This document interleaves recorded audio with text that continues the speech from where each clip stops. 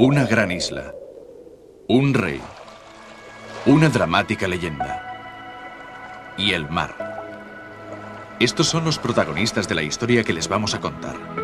Una historia que hunde sus raíces en el mito y que ha marcado profundamente la civilización mediterránea. La historia de Creta, de la civilización minoica con sus grandiosos palacios, de su dominio sobre los mares. Y por encima de todo ello, el símbolo más tenebroso de su poder, el laberinto.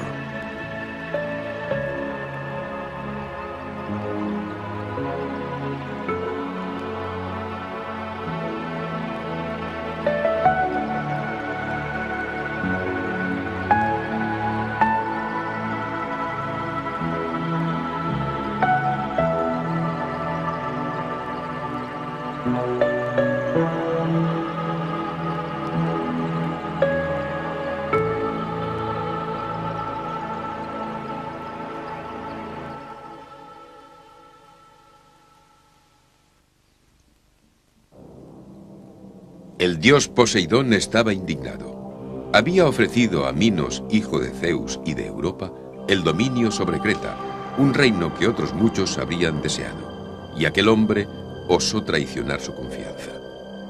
El dios había enviado al soberano, como prueba de su elección, un toro sagrado al que hizo surgir de entre las olas, y el rey, en lugar de sacrificarlo en su honor, lo había sustituido por uno de los animales de sus rebaños. La venganza del dios fue inmediata y terrible. Hizo surgir el amor entre el toro sagrado y Parsífae, la mujer de Minos. De esta unión nació el Minotauro, monstruo mitad hombre y mitad toro. Al soberano no le quedó otra opción que encerrar al fruto de tanto horror en su propio palacio. Pero el horror llama al horror, y Minos impuso a los atenienses culpables de la muerte de su hijo Andrógeno un tributo anual de 7 muchachos y 7 muchachas para alimentar al monstruo.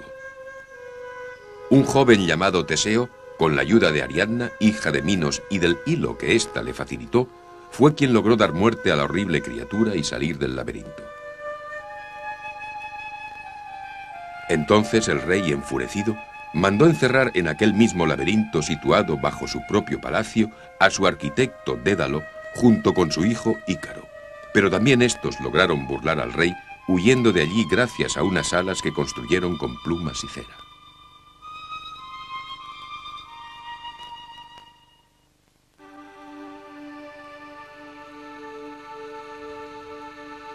Esta es la leyenda que, como ya hemos dicho, está en la base de nuestra historia. Pero los descubrimientos arqueológicos e históricos nos hablan de algo muy distinto. Pero si toda leyenda tiene algo de verdad en sus orígenes, ¿dónde nace la nuestra? Lo descubriremos a medida que avancemos en nuestro relato. Mientras tanto, podemos ya decirles quiénes fueron sus artífices. Los aqueos, predecesores de los antiguos griegos, que no toleraban el dominio que Minos y su pueblo ejercían sobre el Egeo en el segundo milenio antes de Cristo.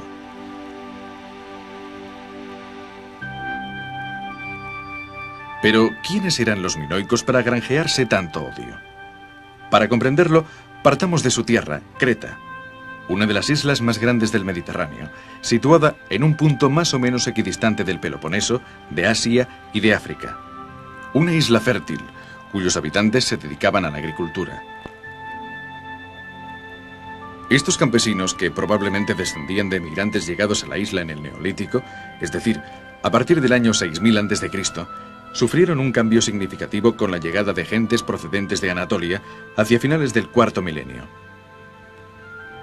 Los avances de la metalurgia y de la alfarería empujaron a los cretenses de este periodo, a quienes los historiadores consideran los primeros minoicos, al comercio marítimo, explotando su situación geográfica.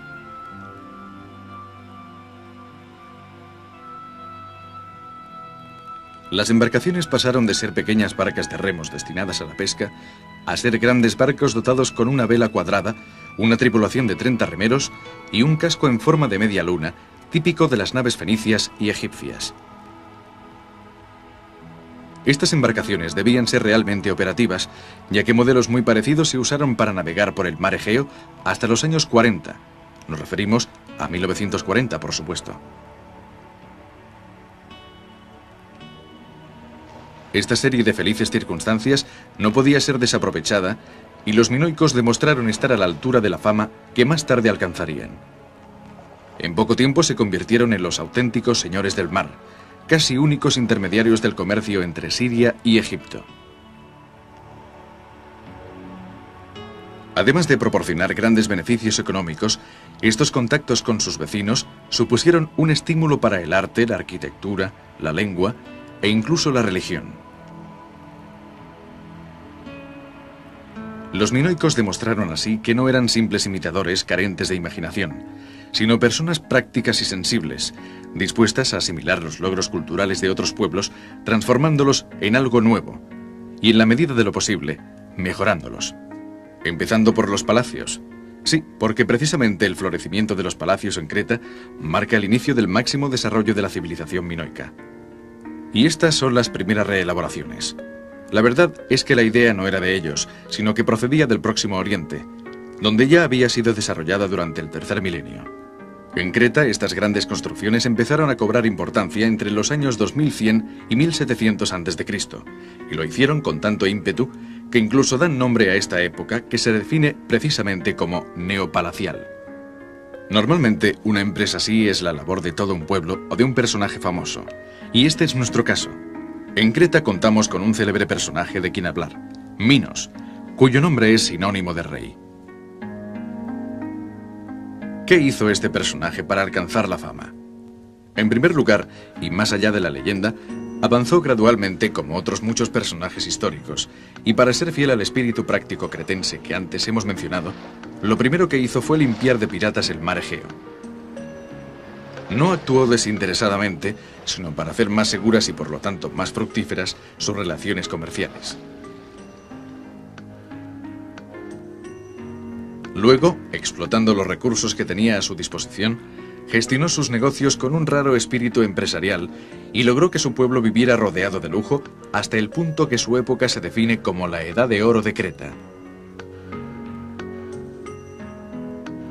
Pero, ¿de dónde procedía tanta riqueza? De los excedentes de productos alimenticios que tenían su origen en la abundante producción agrícola, favorecida por el clima y la gran cantidad de agua procedente de las montañas de la isla. Como culminación de todo ello, y dado que hacia el año 1700 un catastrófico terremoto había destruido varios de los palacios existentes, sobre sus ruinas Minos hizo construir otros, mucho más grandes y lujosos, en las principales poblaciones de la isla, como Knossos y Festo. Así se inició la era neopalacial, que concluyó hacia el año 1450 a.C. ¿Tomó esta iniciativa para glorificarse? ¿Por megalomanía? No. También en esta ocasión fue por sentido práctico. Pero para comprenderlo mejor, entremos en uno de estos palacios. El grandioso Palacio Real de Knossos, e imaginemos, observando los restos, cómo debía ser una jornada del soberano.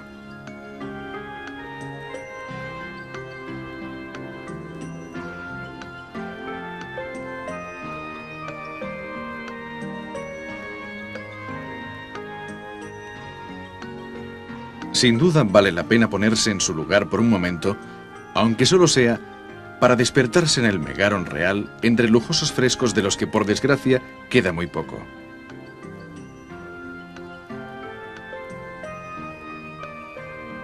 Para cruzar algunos pasillos flanqueados por las típicas columnas minoicas, construidas con troncos de ciprés abundantes en la isla y que presentan, como gran parte de los restos del palacio, los signos de las restauraciones efectuadas por los arqueólogos modernos.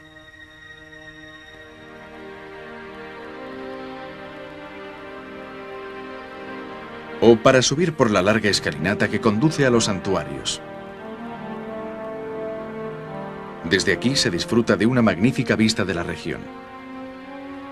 Probablemente estamos en lo cierto al imaginar que esta era una de las primeras cosas que hacía el rey al levantarse, ya que la belleza de la naturaleza era la constante confirmación de su fortuna y de que sin duda era un elegido de los dioses.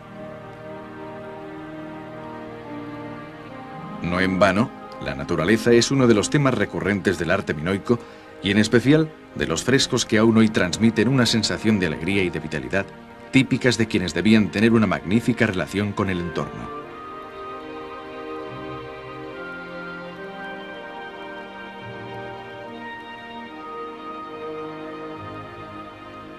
Tras este homenaje a los dioses, modesto pero de estilo netamente cretense, la etapa siguiente no puede ser otra que una visita a la reina.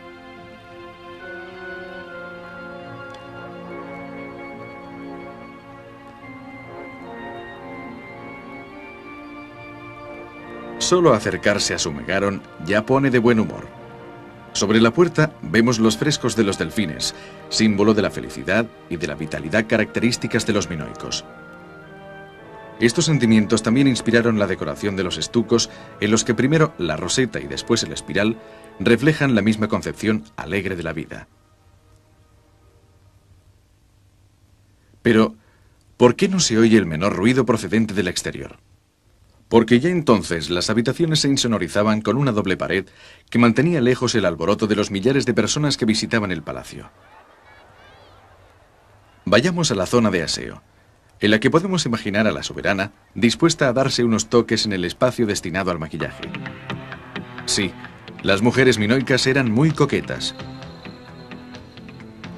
Basta mirar el fresco de la Parisina, llamado así por el arqueólogo inglés Sir Arthur John Evans, descubridor de Nosos, en homenaje a la belleza de las mujeres francesas de comienzos de siglo.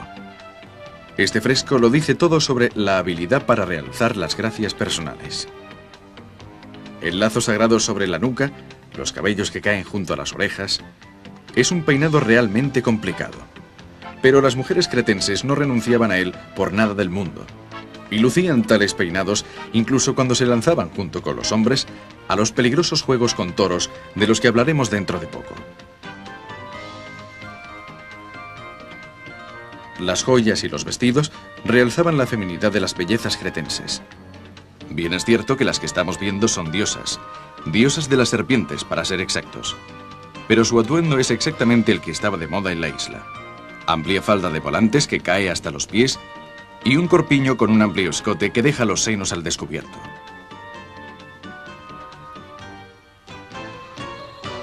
Lo cierto es que no perdían ocasión para mostrar su opulencia, pero ¿eran realmente frívolas estas mujeres? Solo en ocasiones, porque estaban acostumbradas a dirigir muchas actividades de la isla cuando los hombres, eternos viajeros, marchaban por motivos de trabajo.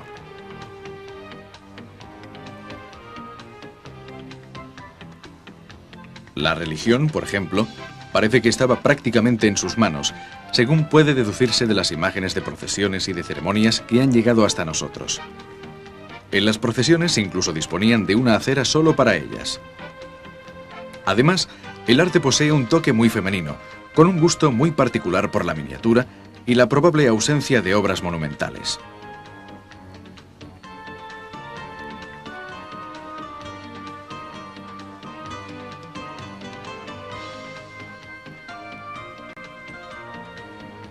Por lo tanto, eran mujeres elegantes, pero con mucha iniciativa. Mujeres dirigentes, pero con toda la feminidad posible. Regresemos a los aposentos de nuestra soberana. El cuarto de baño provocaría la envidia incluso de una mujer del siglo XX. Vean la cómoda bañera y el ángulo donde estaba el inodoro, que no tenía nada que envidiar a los actuales, dotado incluso de una cisterna con un sistema de descarga con agua corriente.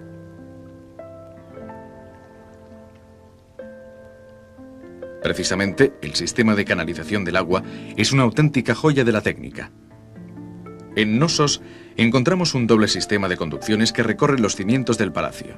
El primero, para el suministro de agua limpia, agua corriente procedente del monte Juctas, y para la descarga de esa misma agua, junto con el agua de lluvia, al río que fluye más abajo. El segundo canaliza las aguas residuales quizás hasta una fosa séptica. El sistema hidráulico con tuberías de arcilla y juntas de cerámica permite suponer que conocían el principio de los vasos comunicantes. Un rey sabio, y la sabiduría es una de las virtudes que la leyenda atribuye a Minos, no podía ignorar que para ser amado por el pueblo es preciso satisfacer sus necesidades primarias, o más bien, hablando llanamente, garantizar agua, comida y comodidad. Bien, dejemos a la reina con sus ocupaciones y comprobemos si todo está en orden en la sección de víveres de los almacenes. No debería haber problemas graves, ya que los pitoi, las grandes vasijas decoradas, siempre han conservado perfectamente el aceite, el vino y la comida.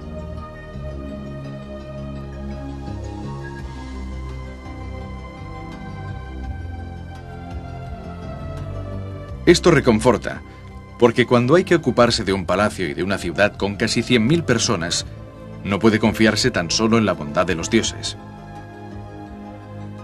Y además, como ocurría con los recipientes de barro de la despensa de nuestras abuelas, entre los alimentos también puede esconderse algún tesoro, quizás en un nicho camuflado bajo el pavimento.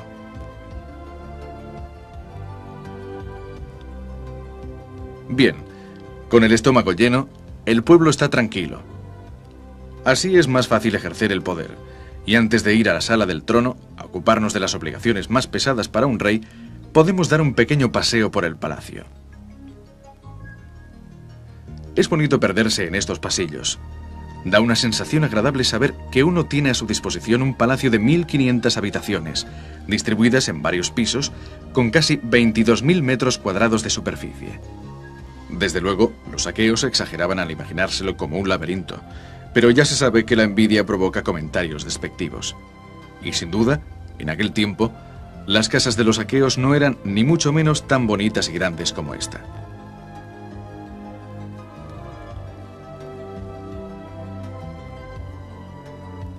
Laberinto.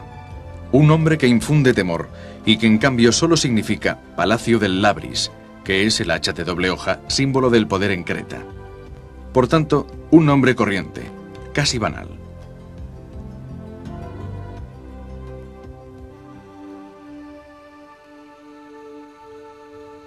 Así pues, no hay nada misterioso.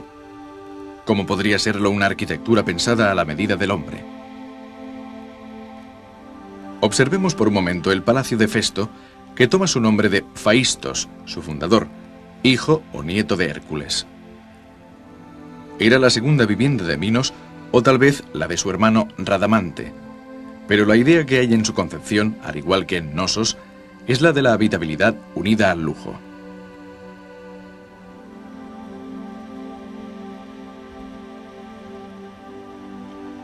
Las habitaciones son amplias y luminosas. Los pasillos las unen con comodidad y están ventiladas mediante pequeñas aberturas que actúan como patios de luces. Todo ello construido para hacer la vida cotidiana más agradable, alegre y serena. No está nada mal para los prisioneros de un laberinto, ¿verdad? ¿A quién no le gustaría vivir en un laberinto así?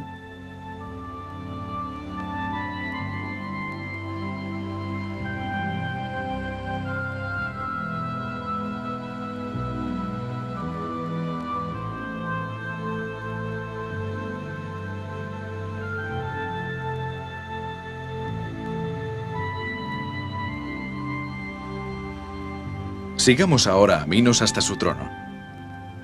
Aquí domina una fuerte sensación de majestad. Los grifos pintados en las paredes infunden temor, pero sobre todo evocan la protección de los dioses. De hecho, estos animales representan los diversos aspectos de la divinidad. La cabeza de águila simboliza el aspecto celeste, el cuerpo de león, el terrenal, y la cola de serpiente, el subterráneo. Quienes esperaban en la antecámara para ser recibidos, al entrar sentían que estaban ante un ser superior, no únicamente humano. Alrededor, en los bancos, se sentaban los sacerdotes, ya que la autoridad del rey se extendía también a la religión. Quien quería ser admitido en la audiencia debía purificarse sumergiéndose en el agua de la pila lustral, situada en el centro de la sala. Nada que objetar. La escenografía es perfecta y es fácil comprender que el rey se sintiera admirado y reverenciado. No obstante, es seguro que las cuestiones a discutir eran sencillas. Como máximo, tendría que recibir a algún dignatario extranjero venido a traer presentes de su país. En Creta, el poder no necesitaba hacer alarde de fuerza. La ciudad ni siquiera tenía murallas para protegerse. Así pues, ¿a qué se debe la historia de los jóvenes atenienses con los que se alimentaba el Minotauro? Es solo una metáfora de la sumisión de los primeros griegos a los minoicos, expresada con la imagen del sangriento tributo. Lo cierto es que parece que realmente existía un control minoico sobre el Egeo, aunque no se sabe si era económico, político o de otro tipo, pero con toda seguridad no era militar.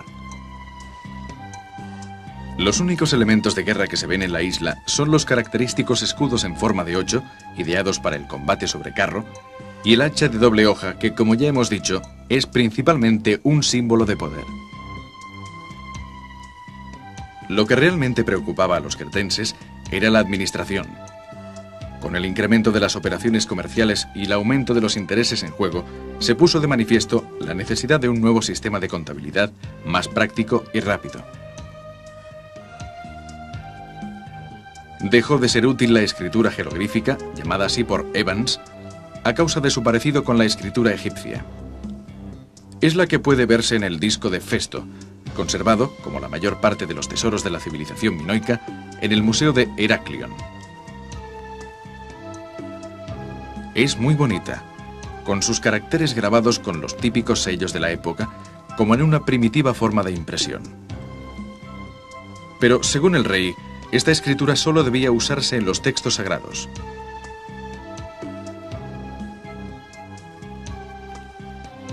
Para la gestión del comercio era mucho más adecuada la escritura lineal A, cuyo nombre se debe a la disposición horizontal del texto. Lástima que ni esta ni la escritura jeroglífica hayan sido descifradas todavía, a diferencia de la escritura posterior, la lineal B, forma escrita de una lengua griega que da testimonio de la posterior dominación micénica sobre Creta. Ya que estamos dando un repaso a las finanzas, veamos las características de la cerámica que vendían los comerciantes minoicos. Para ello, volvamos a Festo, origen de la famosa cerámica de Camarés, que toma este nombre de la gruta situada en el cercano monte Ida, donde fueron hallados los primeros ejemplares. Su decoración se basa en un dinámico uso de los colores, con efectos de relieve obtenidos con la aplicación de elementos decorativos. La naturaleza sigue siendo el tema principal, tal vez algo repetitivo, pero parece que era bien recibido por los compradores. La producción de sellos también era muy floreciente. Constituían el orgullo del arte cretense.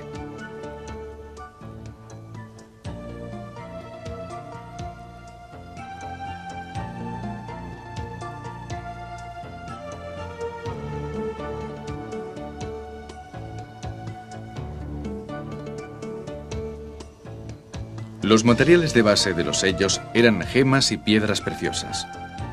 Como de costumbre, el lujo antes que nada. Unas obras fundamentales del arte cretense, que ya hemos visto al visitar el Palacio de Nosos, son las pinturas al fresco que decoran muchos de sus muros. En la pintura cretense se observa la influencia egipcia en el uso del color. Así, por ejemplo, el hombre siempre está pintado en rojo, la mujer en blanco, los objetos de oro en amarillo, los de plata en azul y los de bronce también en rojo. Pero, a pesar de ello, el arte y la técnica de los frescos son profundamente originales. Nacidos en Creta, comunican perfectamente la esencia alegre y vital del ser minoico. La vitalidad se manifiesta incluso cuando una imagen debería subrayar la función política o religiosa de una estancia palaciega. Pero en la isla, todo se vive de una manera particular.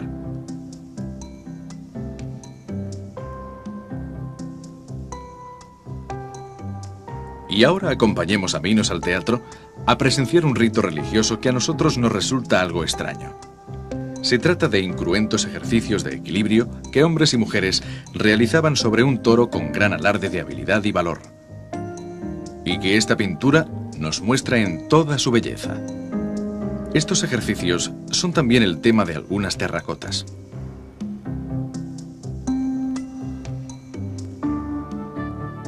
Precisamente el toro es el animal sagrado por excelencia de los minoicos. Eso explica la abundante presencia en la isla de símbolos que recuerdan a las astas de un toro y también ayuda a comprender el origen de la leyenda del Minotauro. Probablemente cuando los griegos quisieron ofender a los minoicos, les pareció que la forma más maligna sería la de inventar una relación amorosa entre la mujer del rey y el animal sagrado. Pero sin duda, Minos, desde la cima de su sabiduría, no le dedicó la menor atención a esa historia. Ya hemos hablado del papel religioso del rey, y muy a menudo los historiadores se refieren a Minos como a un rey sacerdote, atribuyéndole unas connotaciones divinas que han alimentado el mito. Pero ese papel religioso que proporcionaría al rey una forma distinta de ejercer el poder tiene una base cierta, ya que según algunos, la figura que aparece en esta vasija de esteatita hallada en Agia Tríada, a 3 kilómetros de Festo, es el propio rey de Nosos. Esta supuesta figura del rey sostiene un largo bastón de mando que le confiere el aspecto de pastor, de guía del pueblo. Y en honor a ese papel, concluyamos nuestra visita asistiendo a una procesión religiosa en el patio central de Nosos, auténtico núcleo de la actividad del Palacio Real y característico de las estructuras palaciales. Llegamos a los pozos de los sacrificios, donde se rompían los vasos que contenían las ofrendas votivas. Esta es una ceremonia religiosa en toda regla, pero ya hemos dicho que para los minoicos, honrar a los dioses estaba íntimamente unido a las actividades cotidianas. Disfrutar de todo lo bueno de la vida tenía mucho más valor que erigir templos. Sin embargo, un día los dioses dejaron de apreciar esta forma de devoción y golpearon a los minoicos con aquello que había sido la base de su fortuna, el mar. Hacia el año 1500 a.C., un gigantesco maremoto, posiblemente provocado por la erupción del volcán de Santorini, destruyó la ciudad y una inmensa ola arrojó la flota cretense contra las montañas. Los micénicos, que durante un tiempo habían sido aliados de los minoicos en el comercio marítimo, al ver debilitado el principal sustento del poder de estos, su gran flota, se adueñaron de la isla e iniciaron un largo periodo de dominación. Este fue el triste final de Nosos, ya semidestruida por los incendios causados por el cataclismo.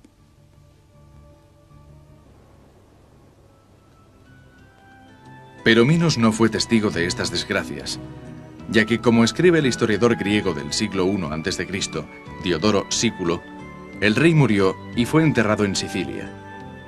Mucha de la fama de Minos va unida a su sabiduría como juez, hasta el punto que el presidente del Tribunal Internacional de La Haya se sienta en una réplica del mítico trono del rey. Nosotros, como homenaje a su sabiduría como legislador, optamos por despedirnos de Minos con la imagen que los historiadores y los poetas nos han legado, mientras que el rey, tras su muerte, continúa administrando justicia en el más allá, entre las almas de los héroes del pasado.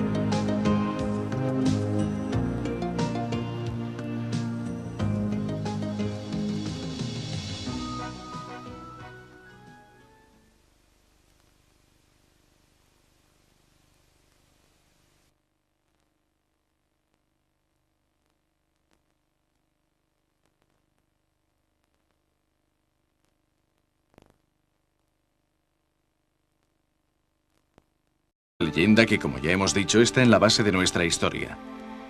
Pero los descubrimientos arqueológicos e históricos nos hablan de algo muy distinto.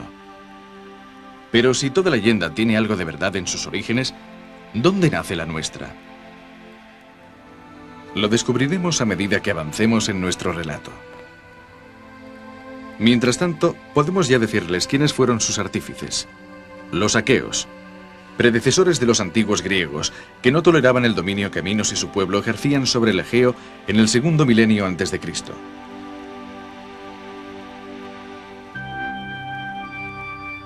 Pero, ¿quiénes eran los minoicos para granjearse tanto odio? Para comprenderlo, partamos de su tierra, Creta.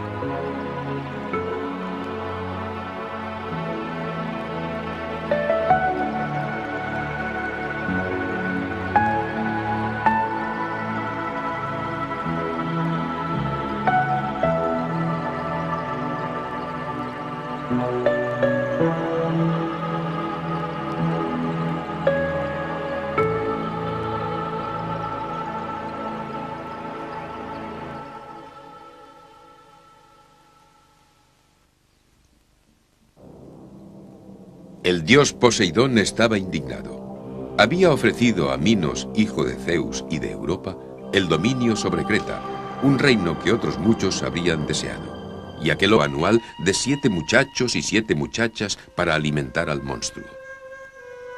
Un joven llamado Teseo, con la ayuda de Ariadna, hija de Minos, y del hilo que ésta le facilitó, fue quien logró dar muerte a la horrible criatura y salir del laberinto.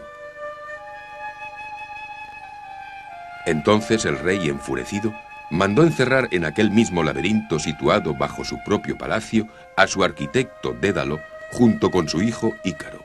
Pero también estos lograron burlar al rey, huyendo de allí gracias a unas alas que construyeron con plumas y cera.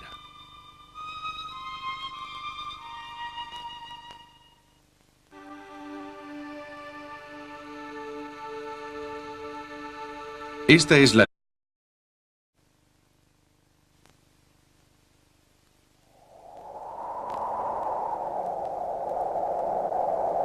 Una gran isla, un rey, una dramática leyenda y el mar. Estos son los protagonistas de la historia que les vamos a contar. Una historia que hunde sus raíces en el mito y que ha marcado profundamente la civilización mediterránea. La historia de Creta, de la civilización minoica con sus grandiosos palacios, de su dominio sobre los mares. Y por encima de todo ello, el símbolo más tenebroso de su poder, el laberinto. El hombre osó traicionar su confianza. El dios había enviado al soberano, como prueba de su elección, un toro sagrado al que hizo surgir de entre las olas, y el rey, en lugar de sacrificarlo en su honor, lo había sustituido por uno de los animales de sus rebaños. La venganza del dios fue inmediata y terrible. Hizo surgir el amor entre el toro sagrado y Parsífae, la mujer de Minos. De esta unión nació el Minotauro, monstruo mitad hombre y mitad toro. Al soberano no le quedó otra opción que encerrar al fruto de tanto horror en su propio palacio. Pero el horror llama al horror, y Minos impuso a los atenienses culpables de la muerte de su hijo Andrógeno un tributo